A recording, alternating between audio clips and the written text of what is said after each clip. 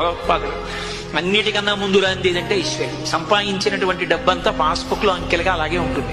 ఏది కన్నీళ్లు పెట్టదు, అక్షరాలు తిరిగిపోవు. కొనుక్కున్న వాహనాలు ఆఖరికి వాటి ప్యాడి కట్టడానికి తీసుకొచ్చినటువంటి కర్రల్ని కూడా అంత సంతోషంగా యజామహే సుగంధిం పుష్టివర్ధనం ఉర్వారుకమివ బంధనాన్. ఓం త్ర్యంబకం యజామహే సుగంధిం పుష్టివర్ధనం ఉర్వారుకమివ బంధనాన్.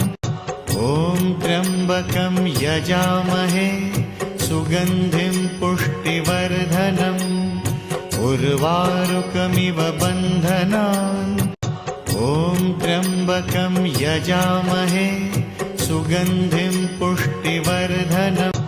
ఓం త్ర్యంబకం యజామహే సుగంధిం పుష్టివర్ధనం